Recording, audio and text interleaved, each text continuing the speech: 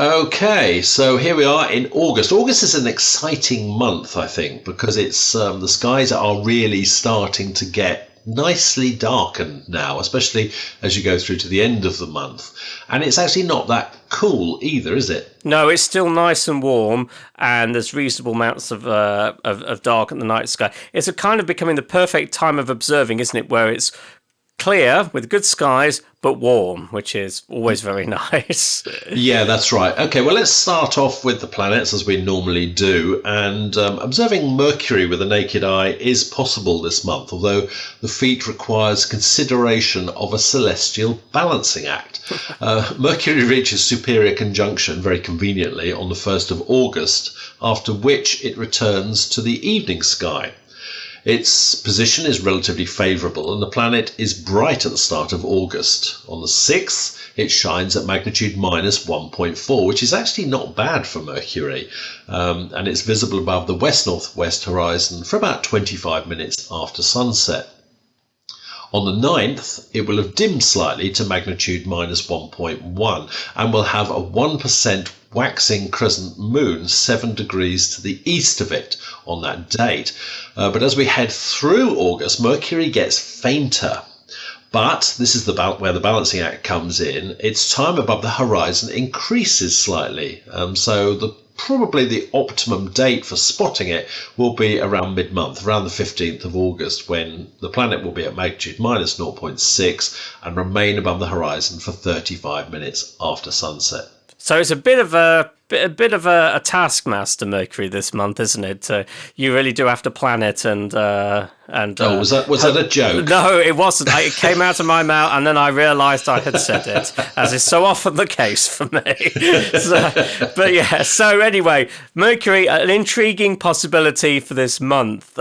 Moving further out, planet Venus is still visible in our evening skies, but again, very, very low down. It's been poorly placed, setting some 68 minutes after the sun on the 1st of August, and that's reduced to just an hour after the sun by the end of the month.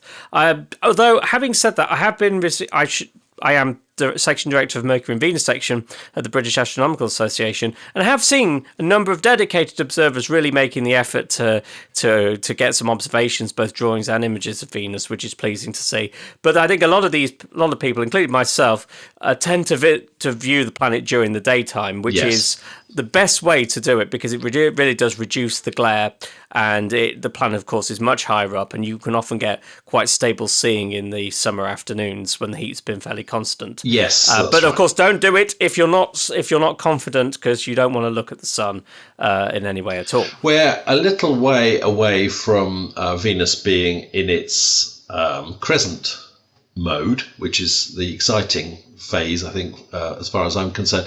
I did mean to ask you, actually, last year we had a good apparition for Venus, and the crescent was very well placed, actually, in the sky.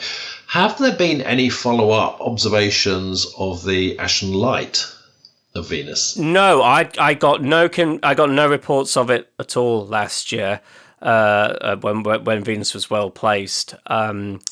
And there was probably a lot more observers looking at Venus, both visually and digitally, in that elongation than there has been for a long time. That's interesting. There's no reports of it. I've looked for it myself many times. In fact, I think for one of my birthday presents once, 34th birthday, I think was from Patrick Moore, was his Ashen Light eyepiece, which is an eyepiece which has an occulting bar and various little semicircles cut into the bar, and the idea being you hide the crescent and look for the ashen light. But I've never seen it. What I think is more... Sorry, go on. Yeah, I was going to say we should explain to the listeners what it is. It's a bit like when you see the crescent moon in the evening or the morning sky, and you can see the dimly lit nighttime part of the moon glowing away. That's what you're supposed to see with Venus. Obviously, then it's not being illuminated by reflected light from Earth. It's just supposed to be slightly glowing.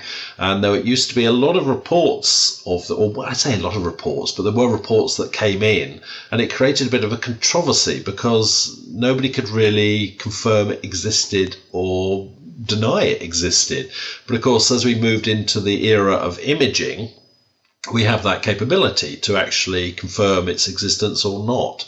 And what seems to have happened quite a lot is a lot of the observations have declined of it. Well, I think one has to be a bit careful with that interpretation, because it is the case that by the time the astrolite starts to become visible, you need a very thin crescent. Venus is quite low down, and by then the amount of people observing Venus digitally really drops off, because it's quite difficult to get a good image. So, but you've seen it. You've seen it when it's been a very thin crescent. Yes, and I have. It's really difficult to avoid that that thing that your brain does, which is trying to complete the circle. And there's so much glare in the eyepiece, which is where your eyepiece, your occulting disc comes in, of course. Yes, it's a tough one.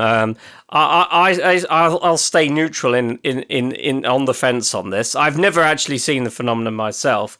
One thing it's not to be confused with is the infrared radiation excess coming from the night side of Venus. Yeah. Now that can be captured by images.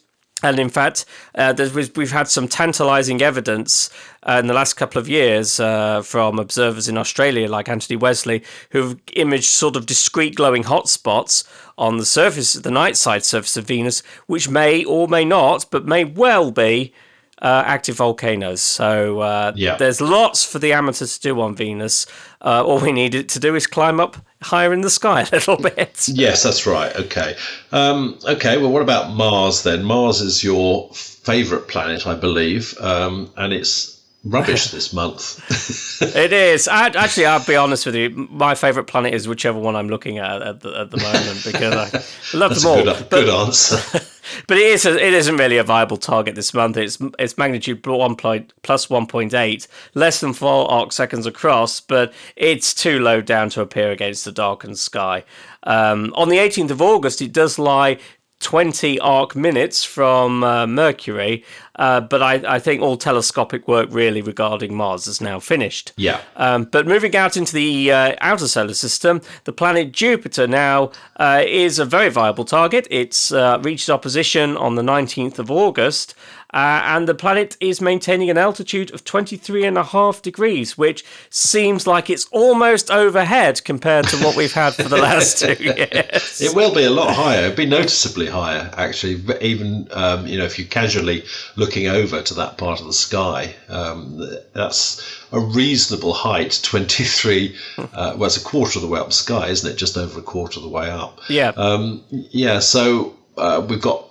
It reaches opposition on the 19th, as you say, and the full moon will also be very close to Jupiter on the night of the 22nd of August. And of course, the full moon is the moon at opposition as well. So there's two objects at opposition there. Yes, of course, though. Observing the moon at opposition is very difficult because there is much in the way of relief features to see. No, there isn't, no. But let's now head over to another gas giant, which is Saturn, which is also at opposition this month on the 2nd of August. And this is the time when it's at opposition that you get that effect called the opposition effect, which makes the rings look brighter than they would at other times. Yeah, and it is actually quite a striking effect. They really do brighten up considerably. They do. And this is a good chance, actually, for those people with a smaller telescope. Getting the C ring, this is the innermost ring that's visible through telescopes visually. Getting the C ring can be quite tricky, but the best time to see it is close to opposition, when the opposition effect there, because the C ring, which is this sort of semi-translucent dark grey ring, is actually brighter as well. So this is a good time to look for the C ring if you've struggled to see it in the past.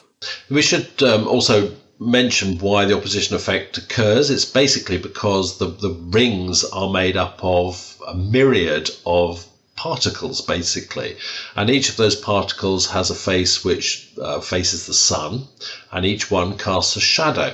And when you're looking at the rings away from opposition, you're seeing the front particles fully illuminated, but they're all the other particles from there on in to the rings are casting shadows on the other particles in the ring, and that causes them to appear sort of a fixed brightness.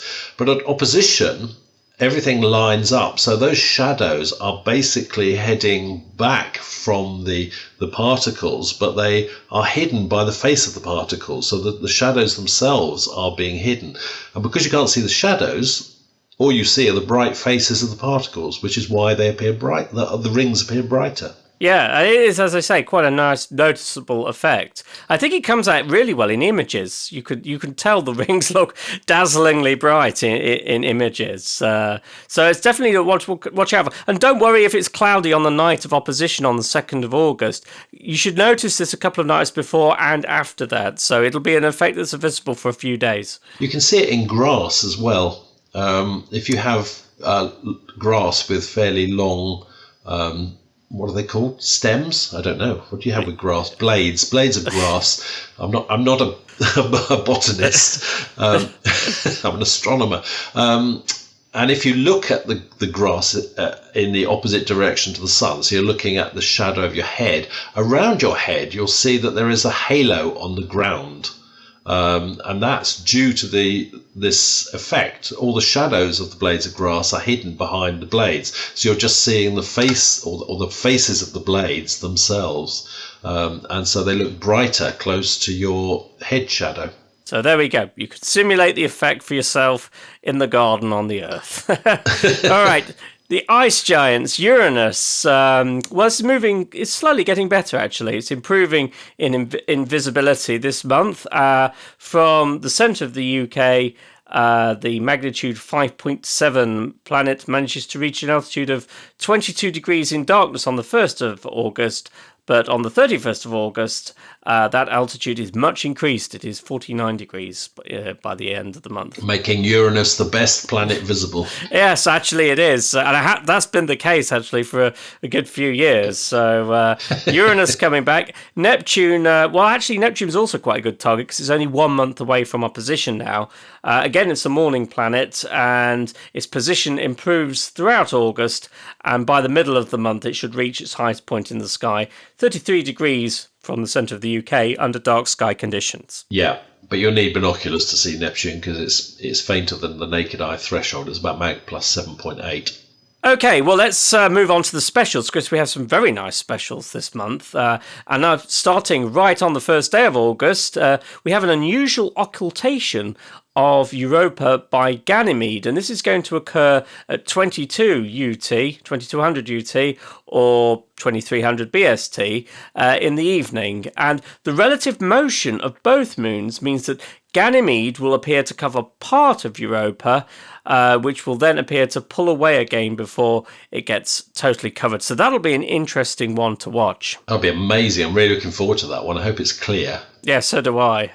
The interesting thing about that is you've got access to a large telescope, anything over 10 inches. Then the moons of Jupiter are notably little disks and not just stars. So if you've got good seeing and a large telescope, you should be able to, at powers of 500 times, be able to see some interesting phenomena with that. So I'm really looking forward to the 1st of August one. This will make a great thing if you have got clear skies and you're into imaging as well, to do an animation of, because that relative motion is going to be quite weird as they sort of cover, pull apart, and then go back into covering again. That's going to be quite something to look at. Yes. If you've not got access to a camera, a time series of drawings is also fine. That will also show the effect. Yes. Okay. Well, on the 2nd, or the morning of the 2nd, the 35% lit waning crescent moon will sit 6.7 degrees south of the Pleiades open cluster.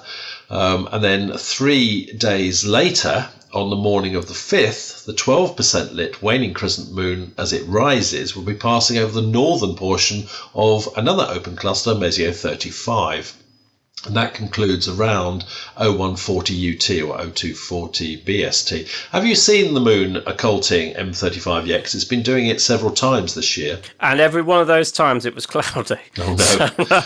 No, I haven't managed to do it. I haven't managed to see it yet. Okay.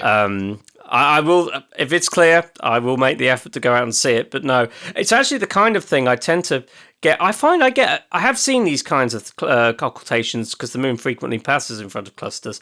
I find they're best seen in binoculars or even the viewfinder of the telescope rather than the telescope itself. Yeah, I did try to photograph the last one that was visible from my location. It was sort of almost clear, but I got the cluster and the moon quite close together.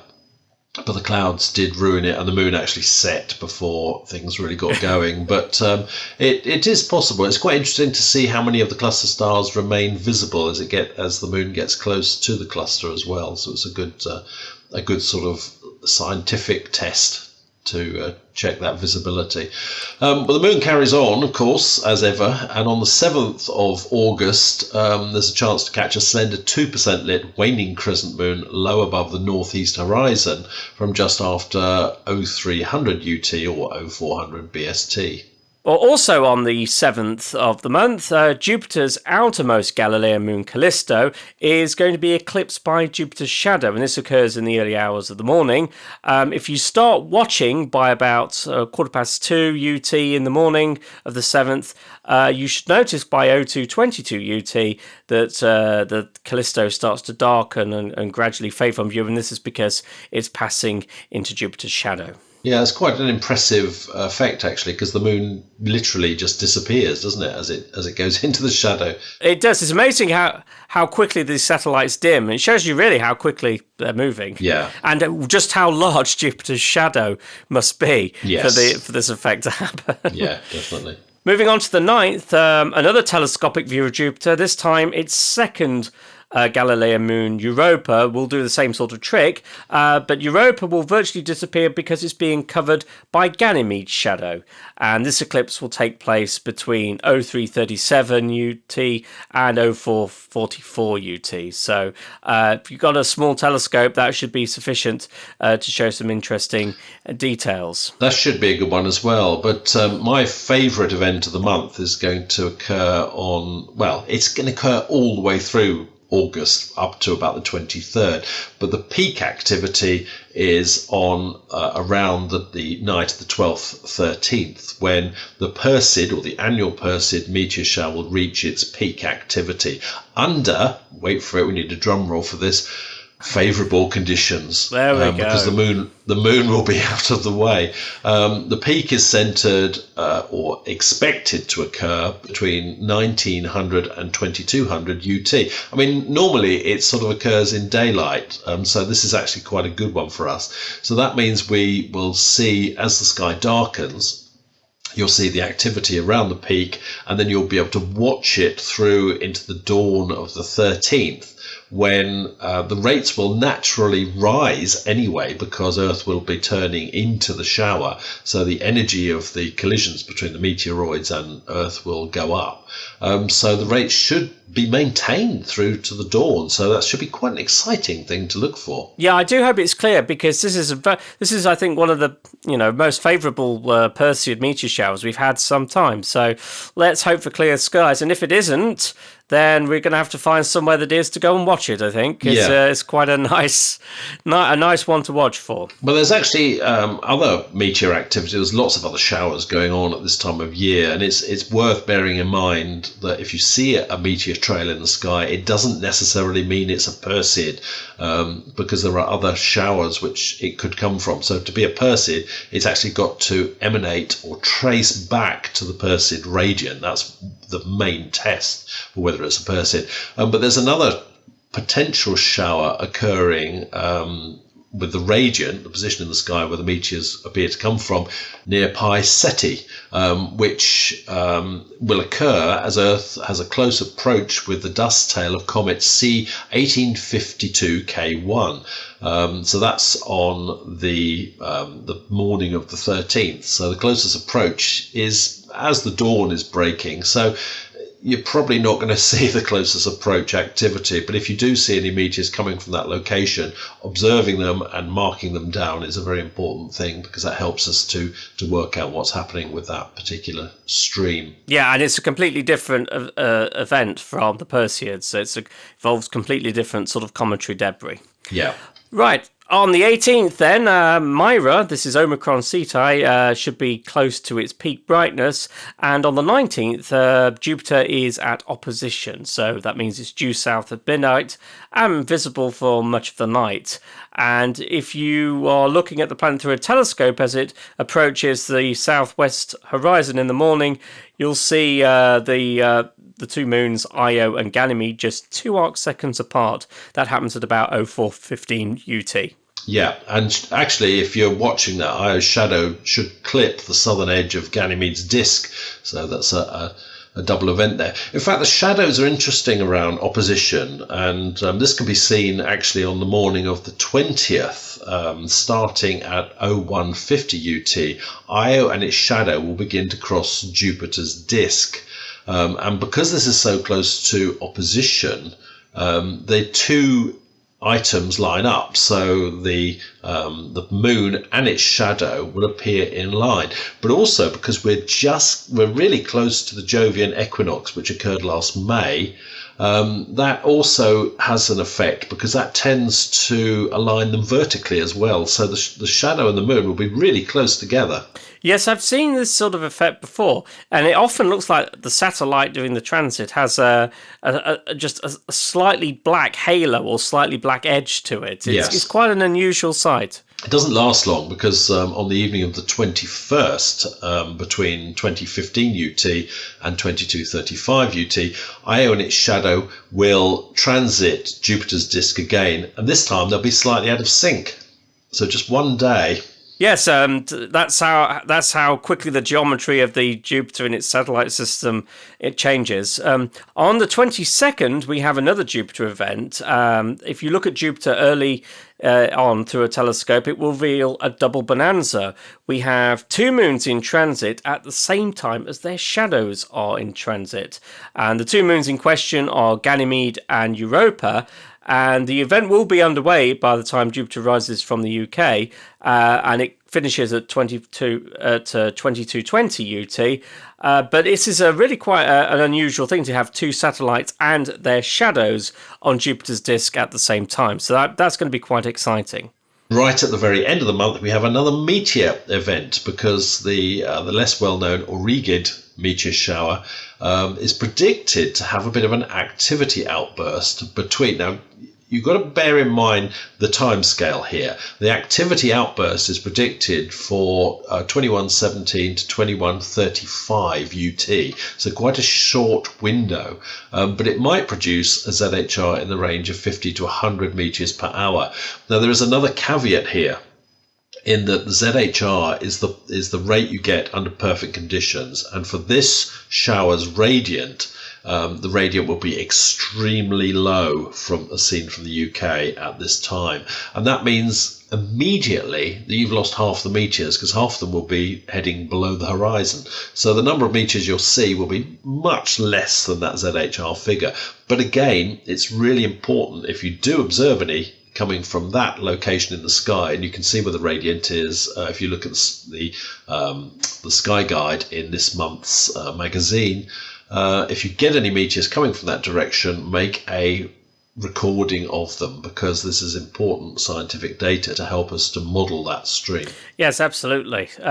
We're moving out now into the night sky, and this time of year, dominating our night skies is the huge triangle of stars known as the Summer Triangle. And this is made up from the three bright stars, Deneb, Vega and Altair, of the constellations Cygnus, Lyra and Aquila. And it really is, we call it the Summer Triangle, but it's actually visible for a lot more than the summer, isn't it? It lingers on for quite some time. Oh, you can see it into December. So, but nonetheless, it is at its best at this time of year. So I think perhaps the constellation looks anything like what it's supposed to is Cygnus the Swan, yes, also known as the Northern Cross. cross. Deneb is at the top of the cross, and at the base we have the beautiful binary star Albiro, well, optical double. I'm not sure if it is Biro. It's composed of those two components, yellow and blue. Is it actually a binary star system, Pete? Do we know? The jury says it is, and then it says it isn't. It seems to have a sort of fad. It goes one way and then the other. I think the belief at the moment is that it isn't a proper binary. I think they are thought to be separate entities. I would presume that Gaia will sort that out completely, the Gaia probe, when it measures the actual distances of the stars, etc. The big problem with Gaia is that, and this is an issue with Deneb, which is always a bit of a problem star in terms of its distance. And if you look at the distance in various quoted references, the distance varies enormously, sort of 2,500 light years, 1,500 light years, etc. So it's always been a bit unknown, and you'd think that Gaia would be able to sort that out, but Gaia doesn't work well with bright stars, so it hasn't resolved that particular issue. Bit awkward, that one, isn't it? Well, at the centre we've got the star Sadar. How do you pronounce it? Sadar, do you pronounce it, or Sadar? I don't know how you pronounce that. I've always pronounced it Sadar. And then, in fact, all the stars in the Northern Cross have got names. You've got Gina, which is the one to the east, or marks the eastern end of the spar arm, and the one to the left is called Rook, which is got an old spelling. It's Rukh. But that Northern Cross is really very dominant. It's a very large asterism, occupies a large part of the Summer Triangle. And once you've seen it, it's like Orion's belt. You know, you always recognise Orion's belt. Once you've recognised the Northern Cross, you always recognise night whenever it's up. But if you've got really good dark skies, and good eyesight, if you look to the northeast of Deneb, just to the northeast of Deneb, see if you can spot that faint mistiness which is there. And that's the region which contains what's known as the North American Nebula, NGC 7000. And that's actually, naked eye is probably the best way to see it, or really low power binoculars, because it's a very large object. It's an emission nebula with lots of stars and clusters in it, and it's got the appearance, the outline of North America, and it looks pretty good actually as a comparison. But if you look at it with a telescope, you just look straight through it. Yeah, it's very, even a small telescope, actually, even a 4-inch telescope goes right through the heart of it, and it's very difficult to see. As you say, Pete, binoculars or indeed naked eye, if you've got good, clear, dark skies. The great problem with it is it doesn't have a very high surface brightness, does it? So no, that's it. It is quite difficult to pick out. Well, moving to another part of the Summer Triangle, we have the constellation of Aquila the Eagle. This is also roughly cross-shaped, but the pattern is nowhere near as well defined as that of Cygnus the Swan. The main star of Aquila is Altair's bluish hot star, and if you look close by, you'll see it's flanked by two fainter stars, Tarazed and Alshane. Yeah. And it almost looks as if two giant birds are flying across the sky in formation. Unfortunately, though, that's not the case. If you were to look closer at the star charts, Aquila is normally depicted as flying to left, with Altair and its companions marking the head of the eagle. Yeah. But nonetheless, it's quite a nice constellation. Yeah, I mean, Cygnus looks like it's taking a, wait for it, swan dive down towards the southern horizon. But it's through Cygnus, actually, where the Milky Way looks at its best. It's just a magnificent sight when you look there. To the north of Cygnus, and just to the north of your zenith, you'll find the house-shaped constellation of Cepheus the King. And there are two nice objects to look out for there. The first is Delta Cephei, which is a prototype of the class of variable stars known as Cephid variables. Although I believe the first Cephid was actually discovered in Aquila, strangely enough. But it's Delta Cephei which actually got all the press, and that's where the name of that type of variable comes from. And they're important stars because their absolute luminosity is linked to the period of variability. So they have very specific periods of variability. So if you measure a Cephid variable, work out what its period of variability is, you can then work out how luminous it should appear, and you can compare that with how luminous it actually looks, and then you can work out how far away it is. Yes, it's one of the first cosmological tools which allowed stellar distances to be calculated other than the parallax method. That's only useful if things are nearby. So as you say, once you know the period, you can work out what the absolute magnitude is. That's how bright the star would appear to be if you were just 10 parsecs from it. From that, you can also look up what the apparent magnitude is. That's how bright it appears in the skies of Earth. And then there's a nice, very simple expression that relates this to distance, and you can calculate the distance straight away. And this is the reason this is such a useful tool, is because if you spot Cepheid variables in other galaxies, you can then work out how far away those other galaxies are. Yes. Okay, well, the other object to see in Cepheus is the one which sits underneath the bottom of the house. That's Mu Cephei, or Herschel's Garnet Star. And that's a very orange-coloured star, very reddish colour. In fact, there's another variable, isn't it, which it sort of varies in magnitude between plus 3.6 and plus 5 in a period of 2 to 2.5 years.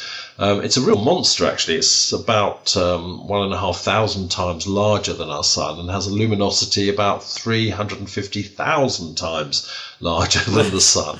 Yeah, it's one of these kinds of red giants, these older stars, these old red giant stars. They're slowly expanding and contracting. So when that happens, this causes the surface brightness to vary in brightness. But over a long period of time. But yeah, it is remarkable just how much of a change in magnitude you can get over a couple of years. But It is a very, very pretty star. It is a pretty star. Okay, well, let's change direction completely now, and let's look down towards the southern horizon, where we've got brilliant Jupiter, of course, and to the west of Jupiter at the moment, we've got that triangular shape of Capricornus, the sea goat. Which, how would you describe it? It looks a bit like a triangular sandwich to me, and it's got two pairs of stars at the east and west vertex of the triangle. So that makes it slightly easier to see. But a bit later in the morning, if you look out, you should see the first magnitude star, Fomalhaut, which hugs the... is that how you pronounce it? Fomalhaut? I pronounce it Fomalhaut, yes. Yeah, okay. Well, either way, it doesn't matter, except mine's right, which hugs the southern horizon to the southeast of Capricornus. And that's the most southerly first magnitude star which you can see from the UK. Wow. So, plenty to see in the night sky. I wish everyone clear skies for the Perseids. Lots to see and do in August. Thanks, Pete. Thanks, Paul.